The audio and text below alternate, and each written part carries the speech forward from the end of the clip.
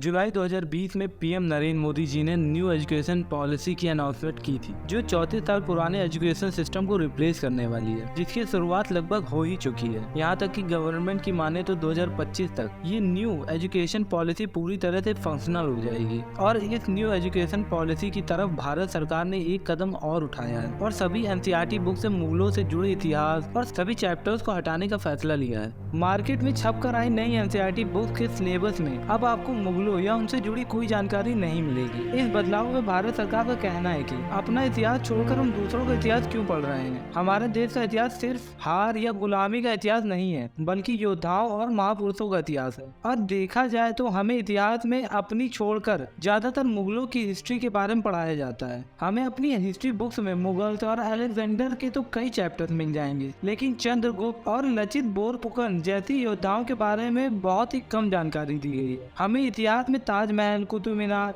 के रहस्य और उनसे जुड़ी जानकारियां दी गई हैं, लेकिन कुतुब मीनार के पास मौजूद एक मेहरूनी स्तंभ के बारे में शायद ही किसी को पता होगा। ये एक ऐसा स्तंभ जिसने 17 सालों से ज्यादा आंधी, तूफान, बारिश ऐसी चीजें सह रखी हैं, लेकिन फिर भी आज तक इस पर कोई खरोच या फिर जंग नहीं लगी है। मॉडर्न साइंटिस्ट तो आज तक इस बात से श्योर नहीं है कि ये आखिर किस मटेरियल से बना है। देखा जाए तो न्यू एजुकेशन सिस्टम को हमारे सालों पुराने गुरुकुल सिस्टम की तरह बनाने की कोशिश की जा रही है। और जो न्यू एजुकेशन सिस्टम पॉलिसी है जो धीरे धीरे लागू की जा रही है, वो काफी हद तक प्रैक्टिकल नॉलेज और पॉलीमैथ एबिलिटी पर फोकस करती है। पॉलीमैथ का मतलब क्या होता है? पॉलीमैथ का मतलब मल्टीपल सब्जेक्ट की नॉलेज होना होता है, और हमारा गुरुकुल सिस्टम भी पॉलीमैथ एबिलिटी पर ही फोकस करता था। गुरुकुल सिस्टम में उस समय war strategy, tactics, languages, mathematics, astronomy जैसे सब्जेक्ट के बारे में पढ़ाया जाता था। और गुरुकुल में इसी एजुकेशन मॉडल पर हाई एजुकेशन के लिए तक्षशिला, नालंदा जैसी यूनिवर्सिटीज भी थी। नालंदा करीबन 800 सालों तक एजुकेशन का सेंटर था, जहाँ दुनिया भर के अलग अलग देशों से स्टूडेंट आते थे, और ब्रिटिश हमारे इसी एजुकेशन सिस्टम से घबराते थे।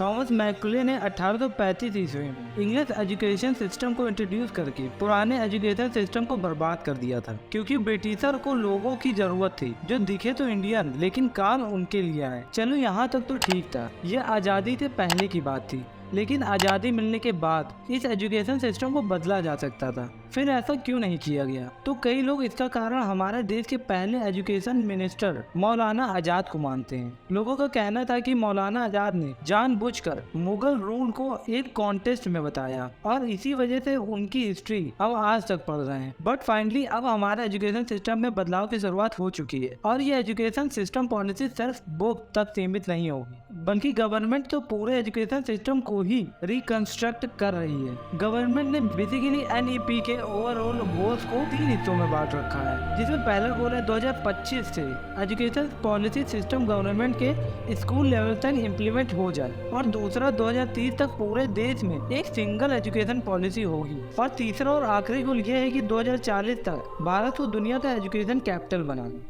और अगर आपको ये न्यू एजुकेशन सिस्टम पॉलिसी पसंद आई हो तो इस वीडियो को लाइक करें, शेयर करें हमारी वीडियो को, और इसके साथ ही साथ हमारे चैनल ड्रॉप आउट अकेडमी को जरूर सब्सक्राइब करें, और कमेंट में हमें ये जरूर बताएं कि आपको इस सिलेबस कम होने से कितनी राहत मिली है, और आप कौन सी क्लास में पढ़ते हैं, और आप कौन से डिस्ट्रिक्ट में रहते हैं, और अभी तक आपका सिलेबस कैसा था। तब तक के लिए कीप वॉचिंग, कीप लर्निंग।